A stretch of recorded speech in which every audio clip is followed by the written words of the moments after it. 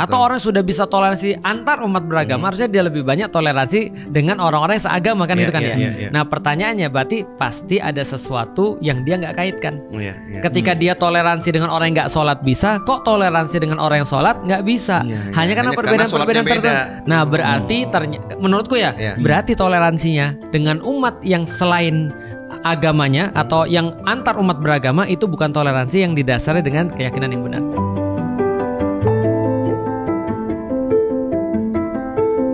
Nah kalau sekarang ini lagi rame di TikTok. Di TikTok itu sekarang mendadak lagi hype kayaknya beberapa bulan terakhir ya. Ya salah satunya karena yang Ustaz tahu si Elia itu misalkan kan. Itu kan akibat sebenarnya sebelum-sebelumnya Tat. Aku ngelihat pertama ada seorang muslimah misalkan yang dia tuh setiap hari setiap malam dakwain orang ya. Iya bener-bener bukan dakwain lebih ya itu juga dakwain tapi kayak ngajak ribut orang. Jadi buka forum di TikTok itu ada bisa masuk forum-forum gitu Tat. Orang bisa naik untuk ikut live. Itu untuk ngajak ribut non muslim. Lebih tepatnya katanya sih mau ngasih hidayah, wallahualam ya dengan caranya begitulah ya. Intinya naik terus nanti dikritik lah. Lu buka nggak kitab lu buka nggak kitab ini mengkritik kitab. Di sisi lain ada juga ternyata misionaris juga yang menjalankan hal-hal yang sama. Jadi membuka forum-forum tersebut. Walaupun sebenarnya kalau menurut mereka bilangnya ini adalah ranah dakwah mereka. Jadi mereka ngomong mau dakwah sih, lu aja salah masuk forum. Tapi faktanya memang kayak Ustadz bilang komunikasi itu adalah apa yang ditangkap orang kan. Bukan yang kita sampaikan. Bukan yang kita sampaikan. Bilangnya sih ini forum internal. Tapi yang masuk tuh bener-bener yang muslim masuk forum Kristen untuk ngina-ngina misalkan, yang Kristen masuk forum muslim untuk saling ngina-ngina gitu. Maksud aku menurut Ustadz nih, tren seperti ini tuh positif gak sih? Ini kan dulu pernah terjadi jauh banget zaman aku masih kecil, zaman debat antar agama. Tapi lama-lama udah hilang tuh. Sekarang lagi hype lagi di TikTok gitu. Kalau Ustadz gimana? Dulu pas zamannya thread juga banyak tuh. Thread ya? Thread yang itu kan Kaskus misalnya dan segala macam forum-forum. Nah jadi pertama aku jelasin dulu tentang prinsip dakwah. Ud'u ila sabili rabbika bil hikmah wal mau'izatil hasanah wajadilhum billati hiya ahsan. Jadi kata Allah adalah ud'u, undanglah atau serulah. Tapi bahasa lebih bagusnya adalah undanglah. Karena yad'u dakwatan artinya adalah undangan. Jadi undanglah kepada jalan Tuhanmu dengan cara yang hikmah. Hikmah ini seperti apa? Hikmah itu adalah sebuah contoh yang baik. Jadi bayanul hak. Jadi sebuah penjelasan yang benar dan bayanul akli yang bisa diterima oleh akal manusia. Lalu kemudian wa mau'izatil hasanah, dan berilah pelajaran-pelajaran yang baik. Berilah contoh-contoh yang baik, berilah kajian-kajian yang baik. Wajadilhum billati hiya ahsan, atau debatlah dengan cara yang lebih baik. Ada yang mengatakan bahwasanya kata-kata ahsan itu lebih baik daripada hikmah, lebih baik daripada mau'izatil hasanah. Tapi kalau nggak lebih baik daripada hikmah dan mau'izatil hasanah, jangan debat. Karena nanti debat ini nanti akan berujung pada beberapa hal yang kurang menguntungkan. Misal saling hina. Misal kemudian saling serang, ataupun minimal rasa benci. Sorry gitu. Ini beda lagi urusannya ini. Jadi kalau kita lihat wajadilhum billati hiya ahsan adalah kalau mau didebat pun dengan debat dengan cara yang baik. Nah cara baik ketika debat itu apa? Memperhatikan kondisi, memperhatikan situasi, nggak kemudian bersifat umum sehingga omongan kita itu bisa jadi nggak dipahami orang dengan baik. Makanya aku kalau secara pribadi aku nggak pernah debat kecuali kita berhadap-hadapan. Ngapain kita debat? Bro, kita baru bilang tadi ini kan antar umat beragama kan ya. Itu nggak terlalu susah tuh. Yang susah tuh adalah kerukunan antar kerukunan antar suami dan istri. Itu aja kerukunan antar suami dan istri yang paling berat itu. Mana pernah kita debat lewat WhatsApp? Iya benar. Gitu kan ya. Antum pernah nggak debat lewat WhatsApp? Tentu tidak. Gitu kan ya. Antum pernah ribut lewat telepon? Itu kan susah minta ampun. Mending pulang ngomong baik-baik. Benar. Makanya aku nggak suka ketika aku pergi keluar kota lantas kemudian istriku nelpon misalnya ya. Mungkin kita beda pendapat tentang sesuatu, aku selalu bilang nanti tunggu Abi pulang. Benar-benar. Kenapa? Karena kita nggak bisa debat kalau kita nggak berhadapan muka. Kita nggak tahu reaksinya seperti apa. Nah maka wajadilhum billati hiya ahsan ini adalah salah satu contoh sehingga aku pengen menjawab kalau ada orang kayak gitu. Aku cuma mau bilang aku nggak. Aku nggak tahu pembenaran mereka seperti apa. Ada yang kemudian mengatakan tapi kan Felix Show juga dapat Islam melalui wasilah debat. Tapi debatnya debat seperti apa? Debat sama Fatih Karim itu diawali dengan makan dulu. Setelah kita makan, kita kemudian ngobrol dulu. Bukan konten ya. Kita kenal dulu, bukan konten. Benar-benar pertemanan kan. Aku ngelihatnya dari cerita antum tuh benar-benar Assalamualaikum Ustaz, ibadah gitu ya. Saya mau nanya soal agama, ngobrol lah ya. Betul. Nah, di saat ngobrol itu, maaf aku kurang setuju dengan yang ini. Jadi sehat lah gitu ya, bukan ribut. Bukan mau menyakiti orang atau bukan mau mengulti orang seperti orang zaman. Ulti banget nih jawabannya. Savage. Sorry ya, kayak misalnya kayak debat presidensial kemarin itu kan dijadiin tontonan ya. Itu udah kayak main bola. Jadi ini kayak ada yang ngegolin, ada yang benar bertahan, ada yang nembak terus ditangkis dan segala macam. Aku pikir apakah ini adalah sebuah cara yang sehat ya? Oke lah kalau itu adalah sebuah sistem untuk menunjukkan kepintaran seseorang. Tapi kalau di dalam agama menurutku ini tidak terlalu pas kalau itu debat secara terbuka. Kalau aku sih. Gitu. Jadi gitu kira-kira. Saliran lah kita kalau gitu. Iya, artinya kalau kita bicara tentang toleransi antar umat beragama, pikirku ya, kalau andaikan orang tuh bisa toleran di dalam dirinya sendiri ya Mas. Artinya contoh ya, dia sebagai seorang muslim, dia baik sama sesama muslim. Dan dia baik sama keluarganya. Dia baik juga sama komunitasnya. Kemungkinan besar orang ini tidak akan pernah punya masalah dalam toleransi antar umat beragama, which is almost Indonesian people, most of it like that. Jadi adil itu memang dimulai dari diri sendiri. Betul. Dan itu dimulai dari pikiran kita sendiri. Mindset kita dan pikiran itu dimulai dari pemahaman. P. Iya. Bener. Sudah mulai lucu. Dimulai dari P. Menurutku artinya Indonesia tuh nggak ada masalah toleransi sama sekali. Dan tadi diakhiri dengan N. N kan selesai ya. Betul, N itu selesai. Dilanjutin. Nah, terkait yang wajadilhum billati ahsan ini, aku juga pernah. Ya ini kan sebenarnya konteksnya tidak hanya non muslim kan. Namanya mengajak undangan kan kadang-kadang bisa mungkin ya dianggap muslim tapi masih pengen diajak kepada sesuatu yang lebih baik misalkan. Itu anggap saja ini antar kelompok lah misalkan nih di sama muslim. Aku pernah dengar juga katanya ahsan itu kadang-kadang lebih baik itu bukan berarti lebih keren, lebih bener. Kadang-kadang diam. Iya kan ya, kadang-kadang hinaan lebih baik itu bukan berarti lebih hina lagi, tapi lebih baik justru dia memuji gitu kan. Tapi diam 5 tahun juga nggak baik sih. Versi siapa dulu tapi. Oke. Maksud aku kadang ya, aku ngeliat ya, ini teman-teman kan banyak nih sering ribut-ribut tuh. Betul. Aku ngerasa kadang debat tuh bukan jalan, apalagi kita ketemunya di medsos. Benar. Kalau emang ketika ketemunya di medsos, maka jalan terbaik yang aku selama ini jalanin tuh kayaknya emang diem sih. Diem, di mute aja gitu ya. Kalau seandainya ketemu langsung antemi. Nah, kalau sih aku nggak berani ya. Aku sih lapor antum-antum aja buat ngantemin ya. Nah, kalau aku lihat tadi balik lagi ya. Kita balik lagi soalan toleransi antar umat beragama itu dimulai daripada adil terhadap diri sendiri. Adil terhadap diri sendiri. Artinya kalau kita sudah selesai dengan diri sendiri, kebanyakan kita bisa selesai dengan orang lain. Contoh ya misalnya bro ya. Kalau kita sudah menerima bahwa kita tuh manusia, kita pernah salah, kita juga pernah betul, tapi mungkin kita lebih banyak salahnya. Maka dengan pandangan adil terhadap diri sendiri seperti ini, kita akan lebih mudah adil terhadap orang lain. Oh berarti orang lain juga ada salahnya. Oh orang lain juga bisa jadi ada lemahnya dan segala macam. Nah sehingga dia lebih mudah untuk toleran dengan orang lain. Dan bisa lebih dekat dengan orang lain. Dekat dengan orang lain. Tapi sebaliknya bro, masalahnya adalah kalau ada orang-orang yang dia itu misalnya dia sama diri sendiri aja sudah nggak selesai. Sama orang dia kan senantiasa cari masalah. Karena contoh ya, sama dirinya nggak selesai, misal dia menganggap bahwa dirinya paling tahu, dirinya paling hebat, dirinya harus diperhatikan dan seterusnya. Maka dia akan menganggap cenderung semua orang yang lain adalah orang yang salah. Ketika dia menganggap orang lain ada orang yang salah, dia akan cenderung mengambil pendekatan frontal. Benar. Karena semakin dekat seseorang atau antar orang itu memerlukan suara yang lebih kecil. Betul. Maksudnya kalau orang jauh kan harus teriak nih. Tapi kalau udah deket itu berbisik pun bisa gitu. Betul. Kadang nggak ngomong pun bisa. Kadang-kadang nggak ngomong pun bisa. Makanya aku setuju ketika dalam beberapa deket kasus ini bukan hanya artinya jarak, jarak spasial ya, tapi jarak sosial tadi. Betul. Tapi kadang memang perlu jarak spasial tadi, Tat. Iya, spasial. Karena orang yang satu ide pun karena kalau dia nggak jarang duduk bareng, seringkali timbul fitnah kayak gitu. Makanya dalam komunitas kan tanda kutip ya harus sering-sering kumpul kayak Benar. Gitu. Maka ketika kita balik lagi ke dalam kata-kata ahsan tadi, ahsan tuh bisa berarti dua, tergantung konteks kalimat. Ahsan bisa jadi lebih baik, ahsan bisa jadi yang terbaik. Tapi dua-duanya mengacu pada satu reaksi yang sama. Lebih baik daripada yang kita diperlakukan ataupun yang terbaik yang kita bisa.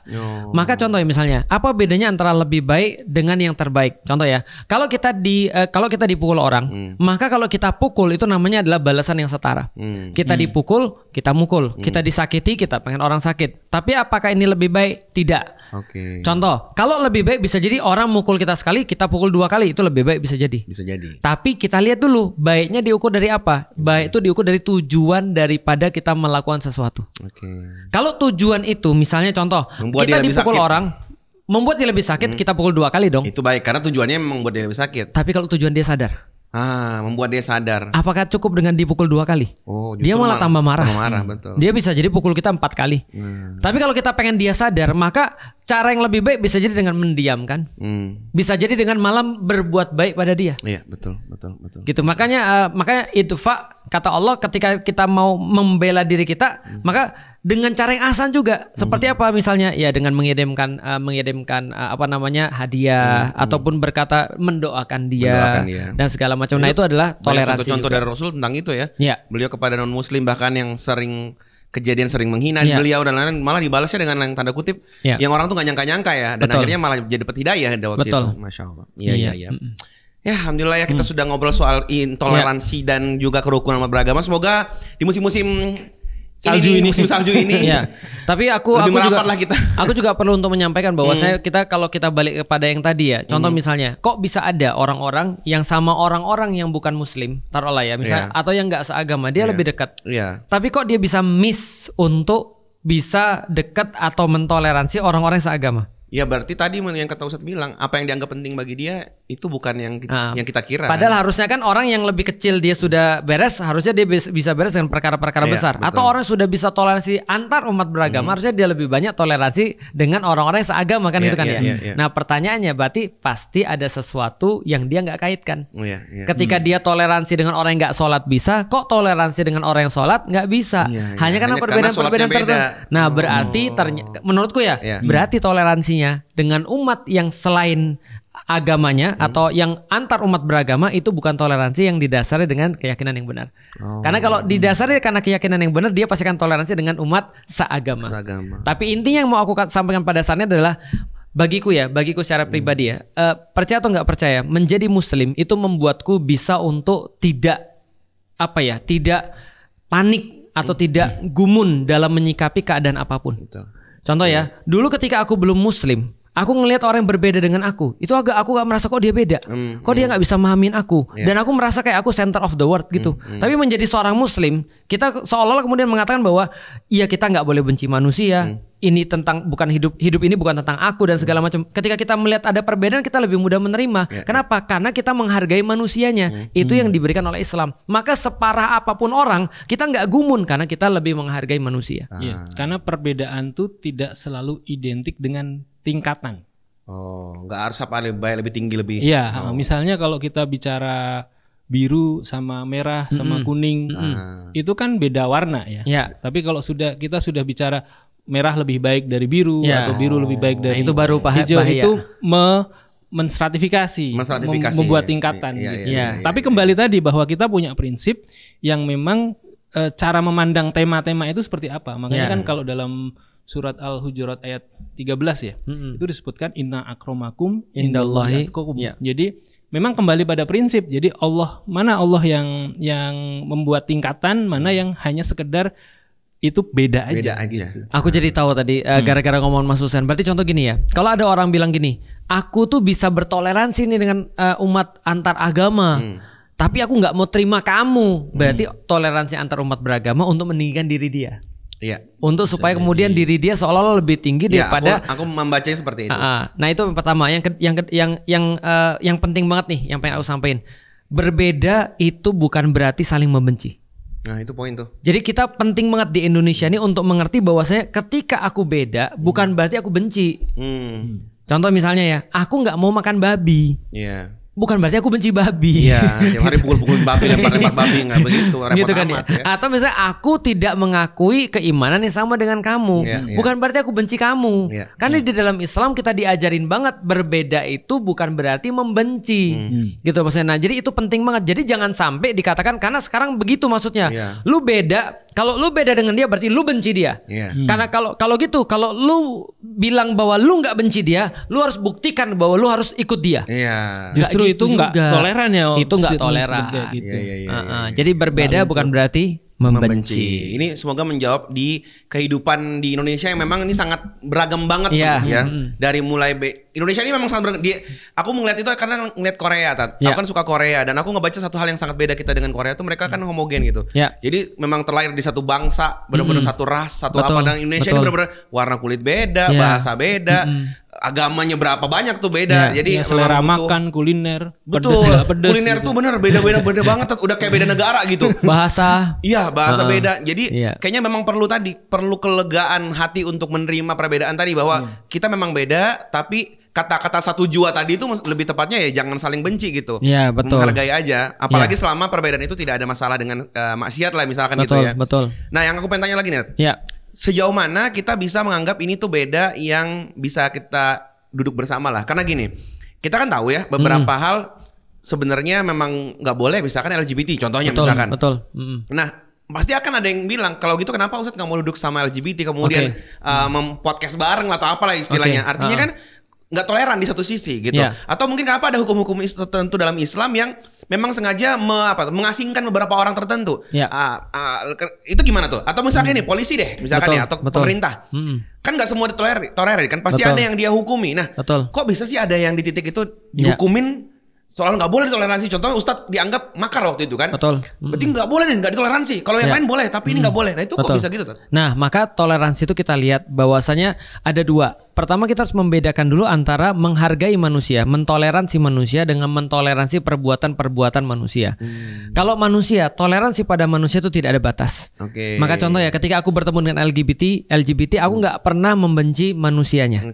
Kalau aku bertemu dengan seorang pezina, aku nggak pernah benci dengan pezinanya. Karena itulah setiap kali ketemu dengan siapapun misalnya, maka kita pasti kan berharap dia berubah dengan cara yang lebih baik. Kita mandangnya dia sebagai manusianya dulu. Jadi kita manusia itu tidak ada batas dalam toleransi. Karena manusia itu terhormat, manusia itu mulia. Keberadaan dia sebagai manusia aja tanpa memandang aktivitasnya apapun, kita harus memuliakannya. Karena walaqad karramna bani Adam. Kata Allah tuh bilang sendiri bahwa Allah sudah memuliakan bani Adam. Walaupun di antara bani Adam ini nanti ada yang beda-beda. Tapi kalau perbuatannya ada konsekuensinya, maka orang bilang freedom of thinking itu nggak ada batas. Tapi begitu sudah masuk dengan freedom of speech atau freedom of act, itu sudah terkait dengan kebebasan orang lain, terkait dengan orang lain, berpengaruh dengan orang lain.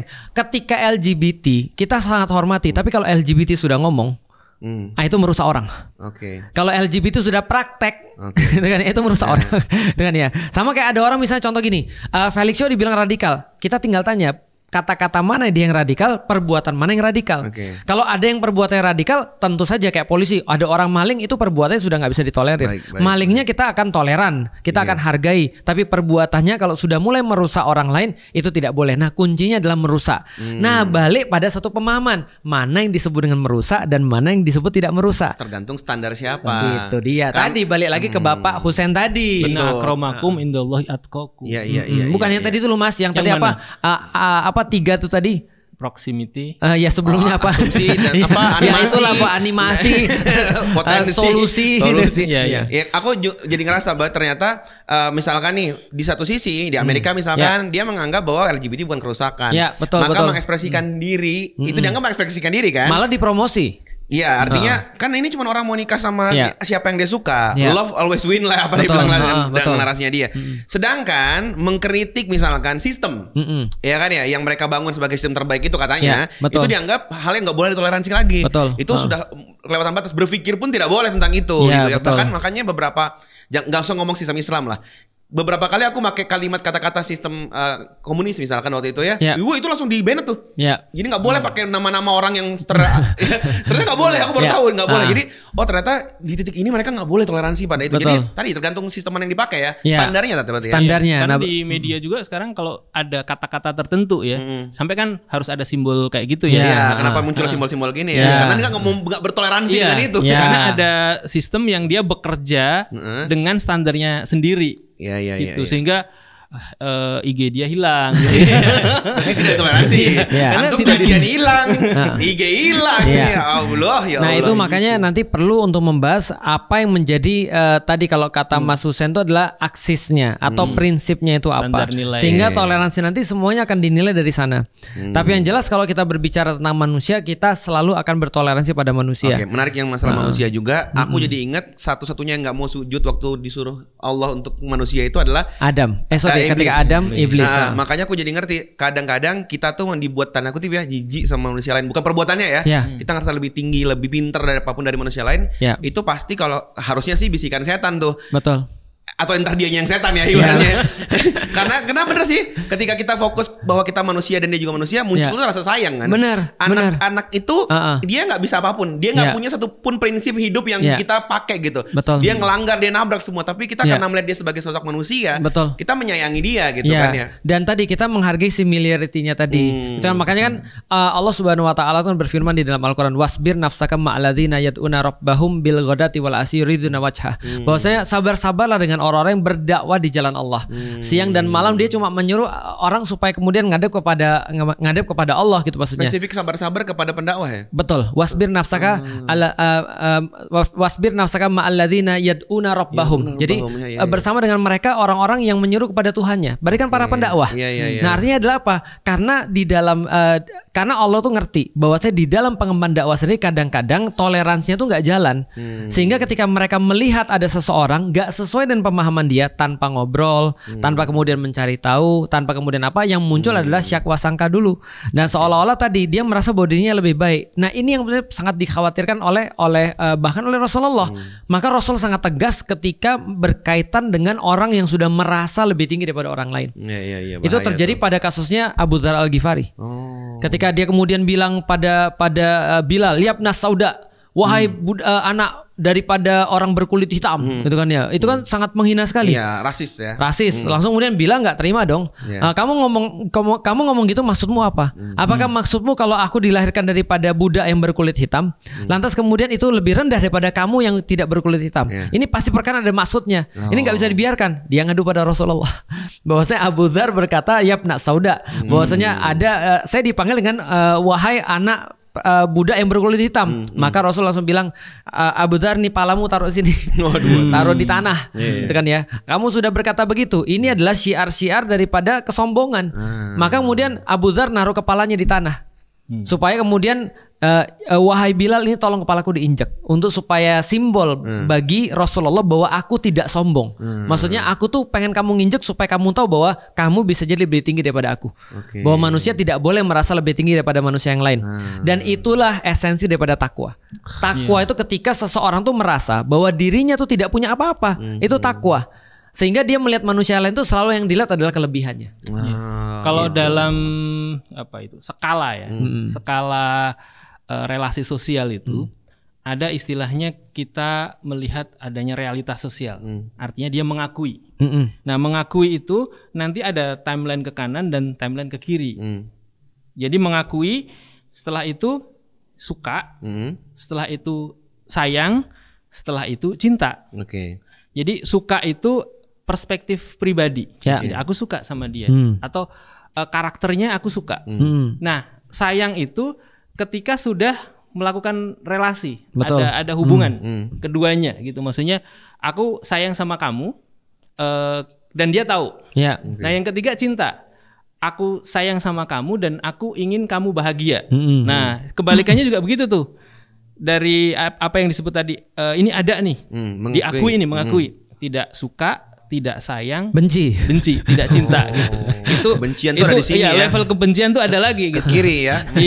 Ke antum. Jadi aku udah nggak suka, aku nggak mau berhubungan sama kamu secara relationship, dan aku tidak mau kamu dalam tanda kutip bahagia. Hasad. Pada level yang lebih jauh gitu. Nggak cinta namanya. Dan pola itu menurutku ya pola ini bisa diterapkan dalam toleransi. Contoh misalnya ya, kita sebagai orang Muslim tentu saja kita merasa bangga dong. Tentu saja kita merasa bahwa kita sudah di jalan yang benar. Kalau enggak, ngapain kita masuk Islam? Tapi pandangan kita terhadap orang-orang yang belum Muslim itu bukan pandangan lebih baik. Karena selama-lamanya merasa diri lebih baik itu kan nggak boleh. Tapi pandangan kita terhadap mereka apa? Pandangan kita terhadap mereka, kita sayang. Karena kita sayang, kita pengen mereka dapat apa yang kita punya. Tapi kita tidak boleh merasa lebih baik daripada orang-orang. Yang lebih baik itu agamanya itu sendiri. Benar. Islam itu lebih baik, jelas. Bukan manusia. Bukan manusianya, betul. Nah, jadi meninggikan Islam adalah boleh, tapi meninggikan meninggikan Islam itu wajib, merendahkan manusia itu adalah sesuatu yang salah. Mau siapapun dia. Luar biasa. Pesan-pesan kedamaian ini langsung kita sampaikan ke rumah Anda di bulan Desember. Baik, angkat tangan Anda. Maka kami ucapkan Mary Riana. Iya. Ya, thank you teman-teman ya. Obrolan ini semoga jadi manfaat ya. Jadi sangat saling sikut, saling menyayangi apapun perbedaannya. Terus itu juga yang kita harapkan antar kita muslim ini maupun juga antar teman-teman yang mungkin non muslim. Dan tentu saja sebagai seorang pembicara, sebagai seorang pendakwah, kita pasti banyak salahnya. Betul. Karena itu kalau kita salah ya salah satu bagian daripada toleransi ya dimaafin lah. Iya. Dan kita juga kan maafin kalian terus, Bos. Lu udah berapa kali?